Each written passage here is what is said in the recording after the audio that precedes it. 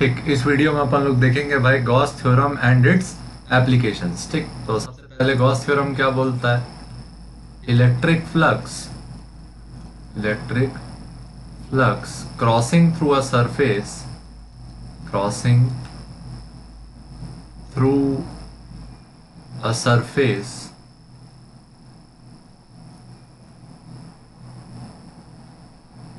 which is closed is equal to charge enclosed by the surface per unit permittivity। ठीक, अब अगर इसको mathematically लिखोगे तो क्या लिखोगे? Flux is equal to charge enclosed divided by permittivity, क्या लिखते हो? एप्सिलॉन। ठीक, ये हो गया स्टेटमेंट। अच्छा, फ्लक्स की जो यूनिट होती है, इलेक्ट्रिक फ्लक्स की यूनिट क्या हो जाती है? Unit of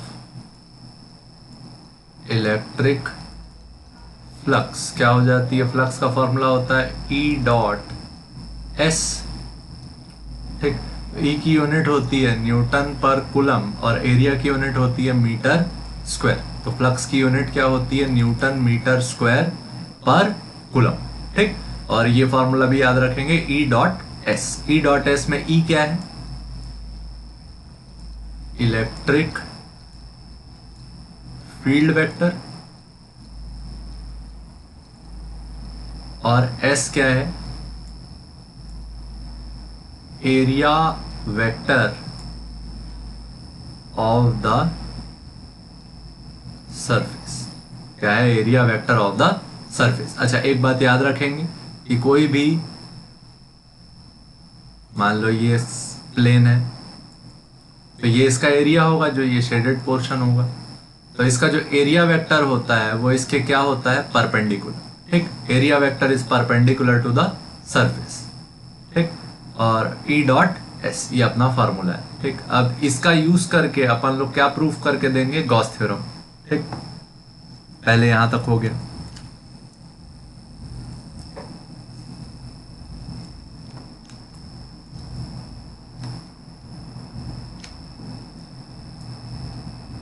proof for Gauss theorem. Assume करते हैं, अज्यूमिंग अ पॉइंट चार्ज, अज्यूमिंग अ पॉइंट चार्ज, एक पॉइंट चार्ज अज्यूम किया हमने Q। ठीक, उससे R डिस्टेंस पे एक स्फीयर अज्यूम किया। क्या अज्यूम किया? स्फीयर।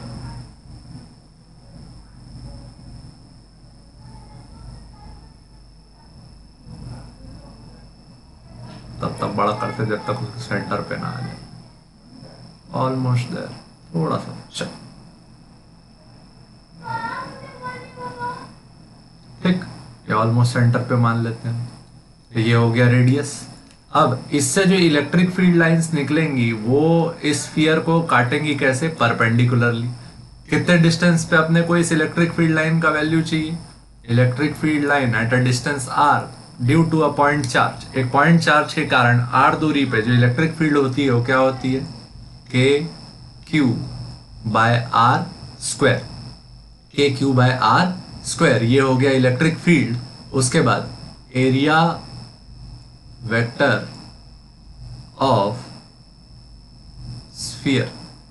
अच्छा, एरिया वेक्टर जो रहेगा वो भी किधर रहेगा? सेम डायरेक्शन में रहेगा।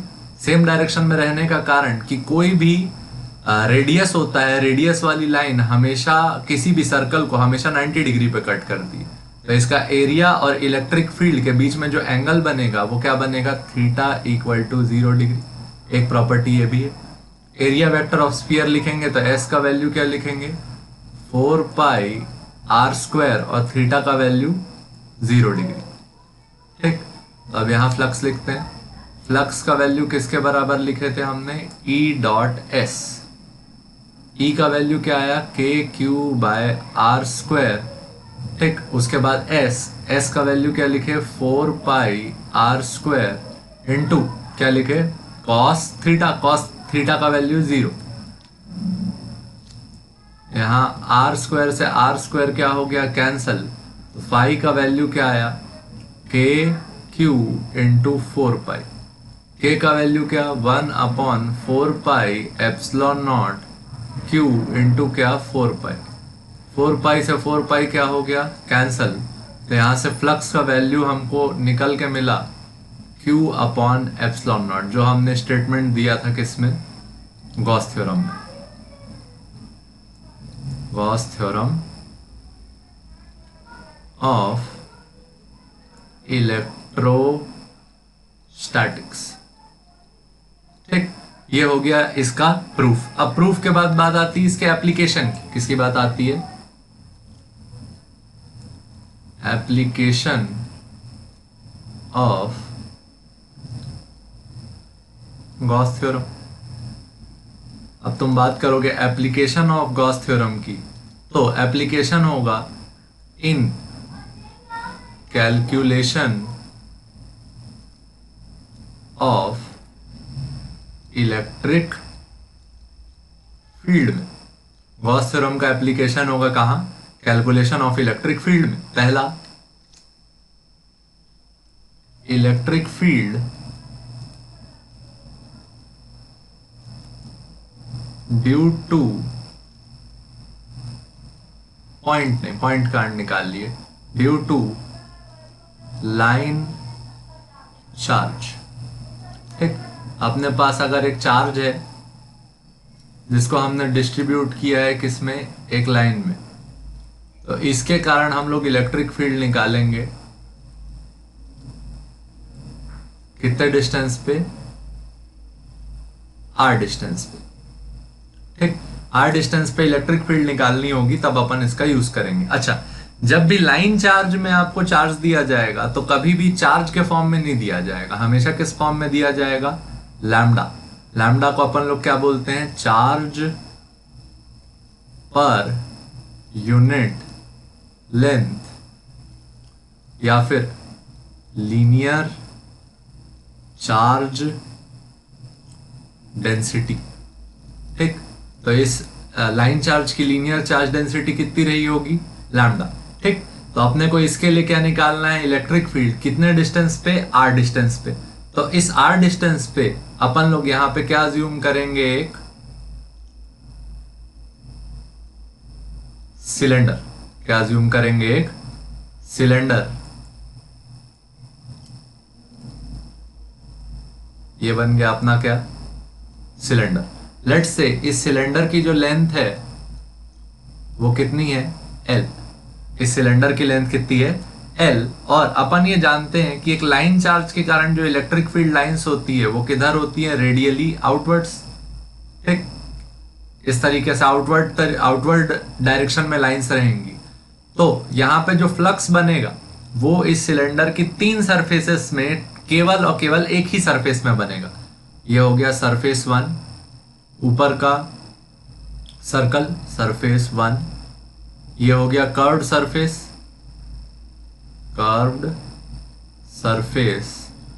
और ये सरफेस नंबर कौन सा है, 2, और ये है सरफेस नंबर 3। अब अपन देख रहे हैं जो इलेक्ट्रिक फील्ड लाइंस निकलेंगी वो सिर्फ किससे पास होंगी, सरफेस नंबर 2 से। तो जो टोटल फ्लक्स लिखेंगे अपन, टोटल फ्लक्स वो किसके कारण होगा, flux on surface 1 plus flux on surface 2 plus flux on surface 3। 3 surface थी तो तीनों के लिए लिख दी, but flux through surface 1 equal to flux through surface 3 equal to क्या, 0। तो टोटल फ्लक्स सिर्फ कौन से सरफेस से है, फ्लक्स नंबर 2 या फिर सरफेस नंबर 2, ठीक। अब इसका वैल्यू किसके बराबर होगा, अकॉर्डिंग टू गॉस थ्योरम इसका वैल्यू क्या रहेगा, Q in upon epsilon not. कहां से, अकॉर्डिंग टू गॉस थ्योरम। अब अपने को यहां निकालना है चार्ज इनसाइड सिलेंडर। तो क्या फॉर्मूला लिखे थे, lambda charge per unit length का फॉर्मूला था Q बाय एल। एल को इधर ट्रांसफर कर दिए तो चार्ज इनसाइड का वैल्यू आया लैम्डा इंटू एल, ये आया चार्ज इनसाइड सिलेंडर। ठीक, तो फ्लक्स का वैल्यू यहां से क्या आया, flux 2 equal to lambda L upon epsilon naught. ठीक, एक डेफिनेशन ये हो गई, ये अपनी इक्वेशन 1। उसके बाद सेकंड डेफिनेशन, फ्लक्स की बेसिक डेफिनेशन हमने पढ़ी थी, E डॉट ए। क्या डेफिनेशन पढ़ी थी भाई, E डॉट ए या फिर E dot S, electric field dot area vector. अब इलेक्ट्रिक फील्ड की वैल्यू तो अपने को कैलकुलेट करनी है, जो एरिया वेक्टर आएगा वो कौन सा रहेगा, एरिया ए मतलब क्या है, area vector of curved surface. ठीक, तो E dot curved surface area एक सिलेंडर का होता है 2 पाई आर इंटू एल। क्या होता है, 2 पाई आर इंटू एल। और दोनों के बीच में जो एंगल बना वो कितना डिग्री है, देखो यहाँ पे फिर से इलेक्ट्रिक फील्ड और surface area vector same direction में, थीटा का वैल्यू कितना आएगा 0। साथ में लगा देते हैं E 2 pi R L cos 0। Cos 0 का वैल्यू क्या हो गया 1, तो E का फ्लक्स का वैल्यू क्या आया, E into 2 pi R L. ये हो गई अपनी इक्वेशन नंबर 2। ठीक, और ये फ्लक्स किसके थ्रू है, फ्लक्स थ्रू कर्व्ड सरफेस। तो E into 2 pi R L equal to क्या आया, lambda L upon epsilon naught. L से एल क्या हो गया कैंसल, तो E का वैल्यू आया lambda upon 2 pi R epsilon naught. यहां अपन मल्टीप्लाई कर देते हैं 2 और डिवाइड भी कर देते हैं क्या 2। तो यहां E का जो फॉर्मूला आया वो क्या आया, 2 lambda upon 4 pi epsilon naught R. ठीक, अब यहां पे क्या लिख सकते हो, E equal to 2 into 1 upon 4 pi epsilon naught lambda by R. इसको क्या लिखते हो, के, इलेक्ट्रोस्टैटिक कांस्टेंट। तो क्या फॉर्मूला आया, 2k लैम्डा बाय आर। यह आ गया इलेक्ट्रिक फील्ड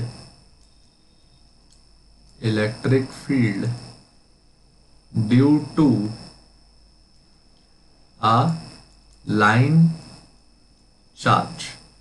ठीक, क्या फॉर्मूला आया, 2k लैम्डा बाय आर। ठीक, अच्छा इसका अगर ग्राफ प्लॉट करेंगे किसका, इलेक्ट्रिक फील्ड का डिस्टेंस के साथ, तो यहां देखो E जो आया वो इनवर्सली प्रोपोर्शनल आया किसके, डिस्टेंस के। तो यहां जो ग्राफ बनेगा इन दोनों के बीच वो कैसा बनेगा, हाइपरबॉलिक। ठीक ठीक, अब पॉज करके नोट्स वोट्स बनाना होगा बना लो, उसके बाद अब अगला टाइटल में चलते हैं।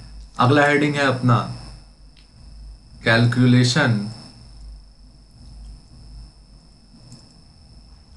Of electric field through a hollow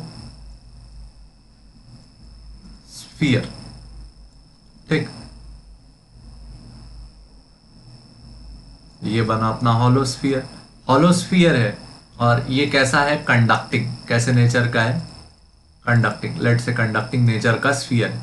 तो जो भी अपन इसको चार्ज सप्लाई करेंगे वो कहां आ जाएगा, सरफेस पे। जो भी चार्ज हम लोग इसको सप्लाई करेंगे वो कहां आ जाएगा, सरफेस पे। लेट से सरफेस पे चार्ज है Q। ठीक, तो अपन यहां 3 पॉइंट पे कैलकुलेशन करेंगे किसका, इलेक्ट्रिक फील्ड का। First, electric field outside sphere. तो जो गॉसियन सरफेस मानेंगे वो कहां मानेंगे,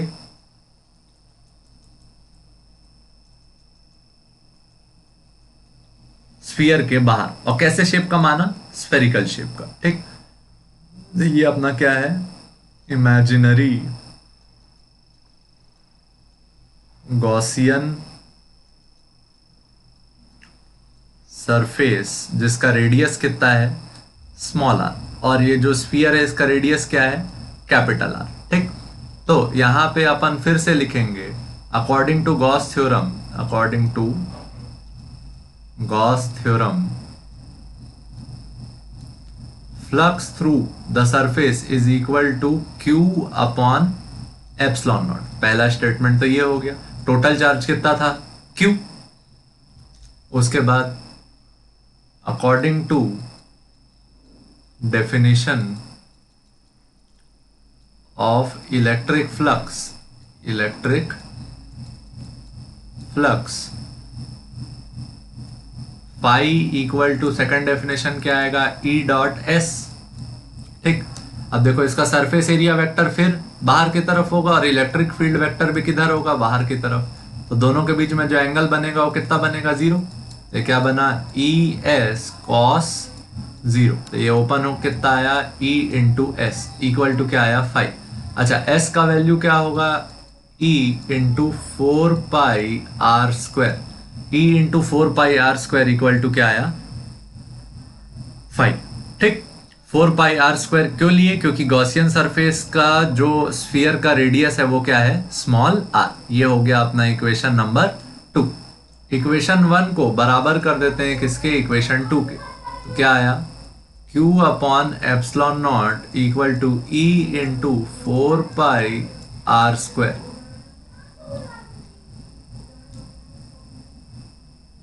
फोर पाई आर स्क्वायर को नीचे भेज दिए तो E का वैल्यू क्या आया? 1 upon 4 pi epsilon naught R square into Q. 1 upon 4 pi epsilon naught को क्या लिखे? K Q by R square. E का वैल्यू क्या आया? K Q by R square.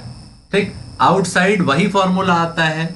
Outside sphere the formula is same as for outside sphere, electric field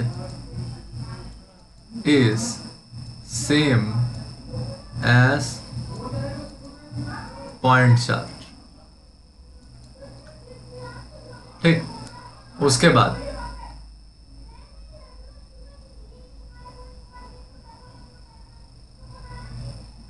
case 2।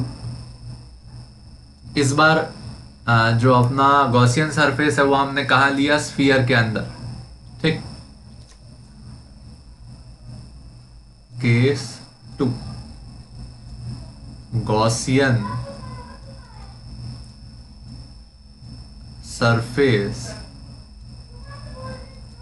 Inside sphere.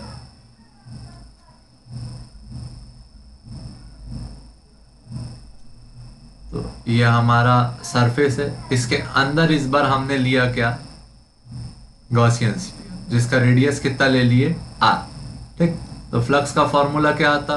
Q inside upon epsilon not. लेकिन ये metallic sphere था तो पूरा जो charge था वो कहां था भाई? स्फीयर के सरफेस पे, अंदर कोई भी चार्ज नहीं था। तो क्यू इन का वैल्यू कितना हो गया? 0 अपॉन एप्सिलॉन नॉट। तो फ्लक्स का वैल्यू कितना आया? 0। फ्लक्स का वैल्यू क्या होता है? E dot S. तो E डॉट एस, तो यहाँ फ्लक्स का वैल्यू 0 होने के कारण E डॉट, यहां तो ले लेते फिर से 4 पाई आर स्क्वायर। तो यहां से E का वैल्यू अपने को कितना मिलता? 0। यानी कि inside hollow sphere net electric field is 0। ठीक, और उसके बाद अगर फॉर सरफेस लेंगे तो स्मॉल आर का value for surface of sphere, small R को क्या रख देंगे? Capital R. तो E का वैल्यू क्या आएगा? K Q by capital R का स्क्वायर, जो कि एक कांस्टेंट वैल्यू है।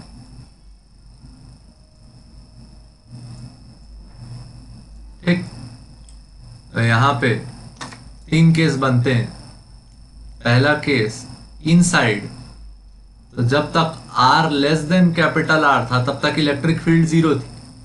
उसके बाद जब R इक्वल टू R हुआ तो E का वैल्यू क्या आया, K Q by capital R square. और जैसे ही हमने उस वैल्यू को बढ़ा दिया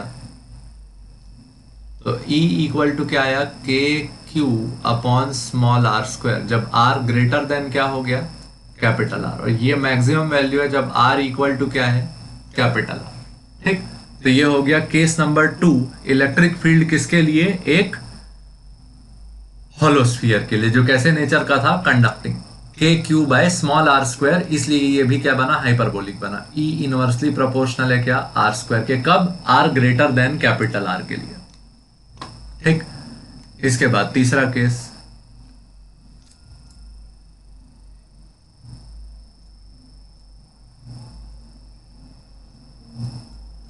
calculation of electric field for a solid sphere, calculation of electric field for a solid sphere. ठीक। अपने पास एक सॉलिड स्फीयर है जो कैसे नेचर का, याद रखना, नॉन कंडक्टिंग। ठीक। अगर नॉन कंडक्टिंग सॉलिड स्फीयर है तो चार्ज अंदर से लेके बाहर तक हर जगह है। ठीक। चार्ज अंदर से लेके बाहर तक हर जगह है, हर जगह चार्ज फैला हुआ है। ठीक है, हर जगह इसे। तो इसमें भी अपन 3 केस सॉल्व करेंगे। सबसे पहले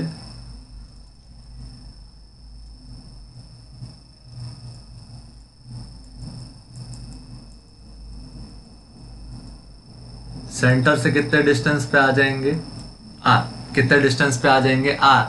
लेट से टोटल चार्ज जो स्फीयर पे था वो था Q। ठीक। और जो स्फीयर का रेडियस है वो कितना है, कैपिटल R। ठीक। ये स्फीयर ही है ना भाई, जो गॉसियन सरफेस भी बनाई है, ये थोड़ा इतना सिमेट्रिक इसमें नहीं बन पाएगा मेरे से, लेट से ये स्फीयर है। ठीक। Almost a sphere. तो यहाँ पे गॉसियन सरफेस से जो फ्लक्स होगा वो क्या होगा, Q अपॉन एप्सिलॉन नॉट। ये हो गया इक्वेशन नंबर 1। ठीक। Q upon epsilon naught equal to 5। जो सेकंड इक्वेशन आएगी, फाई इक्वल टू क्या लिखोगे, E डॉट S। और S का वैल्यू अभी अभी अपन निकालना सीख चुके हैं, और इलेक्ट्रिक फील्ड का जो डायरेक्शन है वो भी देख चुके हैं कि इलेक्ट्रिक फील्ड और जो एरिया वेक्टर है वो पैरेलल होते हैं। तो थीटा का वैल्यू 0, तो E S cos 0। तो फाई का वैल्यू क्या आया, E इंटू S। S का वैल्यू क्या लिखोगे, 4 pi R square.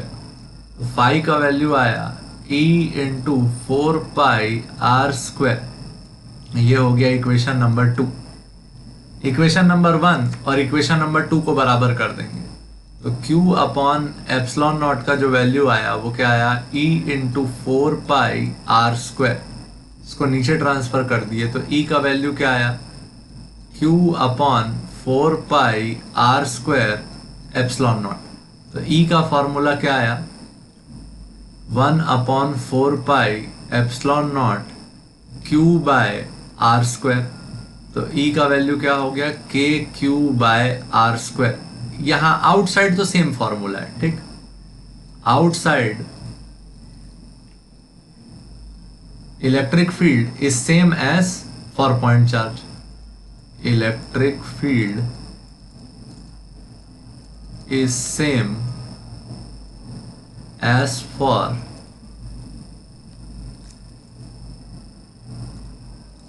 Point charge.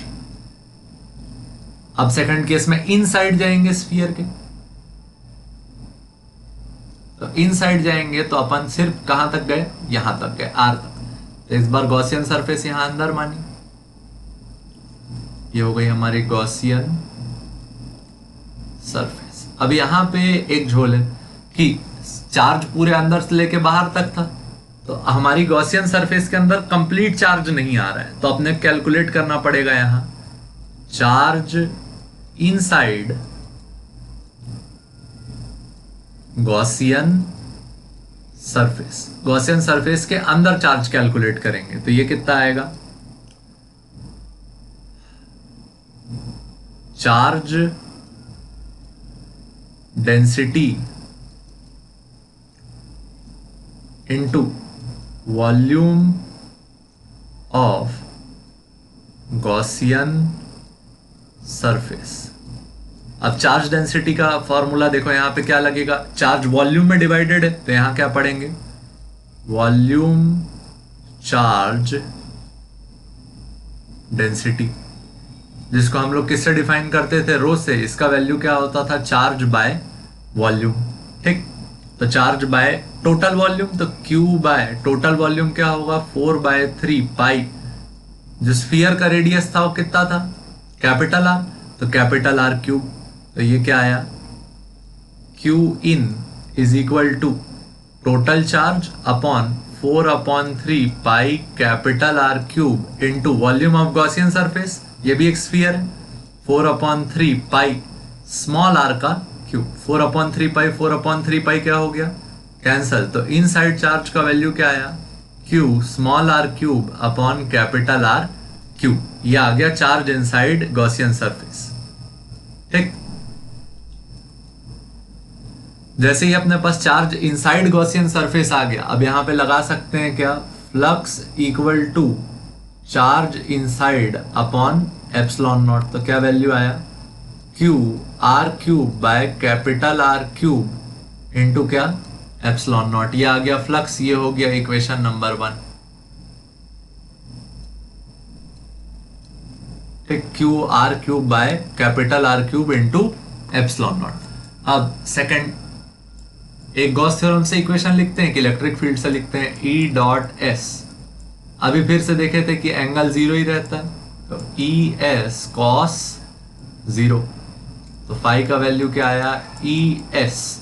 ठीक, और एस का वैल्यू अपन लिखे थे अभी 4 पाई स्मॉल आर का स्क्वायर। स्मॉल आर क्या था, radius of Gaussian surface inside. अंदर जो गॉसियन सरफेस है उसका रेडियस क्या है, स्मॉल आर।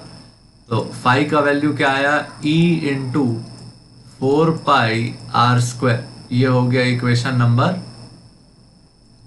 2। इक्वेशन 1 और इक्वेशन 2 को क्या कर देते हैं, बराबर। तो E into 4 pi R square equal to Q R cube upon capital R cube epsilon naught. R square से आर क्यूब क्या हो गया, कैंसल। ठीक, एक आर बच गया, 4 पाई को नीचे ट्रांसफर किए तो E का वैल्यू क्या आया, 1/4 pi epsilon naught capital R cube, और ऊपर क्या आया, कैपिटल क्यू इंटू आर। तो E का वैल्यू यहां से क्या प्रकट हुआ, K Q small R upon capital R का क्यूब। E का वैल्यू क्या आया, K Q capital R upon K Q small R upon capital R का क्यूब। ये आया इलेक्ट्रिक फील्ड इनसाइड। ये क्या आया, इलेक्ट्रिक फील्ड इनसाइड स्फीयर। तो अभी देखो कितने फॉर्मूले आ चुके हैं। इनसाइड के लिए K Q small R upon R cube. Outside के लिए क्या आया, K Q by small R square. ये कब है, R less than capital R. ये कब है, R greater than capital R. अब जब अपन सरफेस पे होंगे, एट सरफेस, तो दोनों में से किसी फॉर्मूले में डाल दो, आर इक्वल टू क्या, कैपिटल आर। दोनों में से किसी में डालोगे, दोनों में सेम फॉर्मूला आएगा। E surface is equal to K Q upon capital R square. यहां भी डालोगे सेम आएगा। देखो K Q capital R upon R cube, एक आर कैंसिल हो जाएगा, तो क्या आएगा, K Q bye R square. तो ये 3 फॉर्मूले है। अब यहां देखो इन साइड देखोगे तो ई इन डायरेक्टली प्रोपोर्शनल है किसके, डिस्टेंस के। ई आउट जो है वो क्या है, डायरेक्टली इनवर्सली प्रोपोर्शनल है किसके, आर स्क्वायर के। और सरफेस पे कोई वैल्यू वेरिएबल है ही नहीं, तो सरफेस पे पूरा वैल्यू क्या है, कांस्टेंट। तो इसका जब ग्राफ प्लॉटिंग करेंगे तो E वर्सेस R में कुछ ऐसा ग्राफ बनेगा। पहले क्या बनेगा, straight line passing through origin, ठीक। उसके बाद जब R ग्रेटर देन R हो जाएगा तो ग्राफ कैसा बनेगा, हाइपरबोलिक। तो ये E प्रोपोर्शनल टू R और E inversely proportional to R square, ये दो फॉर्मूले बनेंगे किसके लिए, electric field for a solid sphere. क्या क्या फॉर्मूला आया, इनसाइड के लिए K Q R by R cube, outside के लिए K Q bye R square, ठीक है। ठीक भाई, यहीं तक रखते हैं यार। अब एक दो हेडिंग और बच गया, क्या, electric field of a plane sheet. Plane sheet के लिए और कैलकुलेशन करेंगे, वो ना नेक्स्ट वीडियो में कर लेंगे, ये इतना ही बड़ा रखते हैं, ठीक है। ठीक भाई, थैंक यू।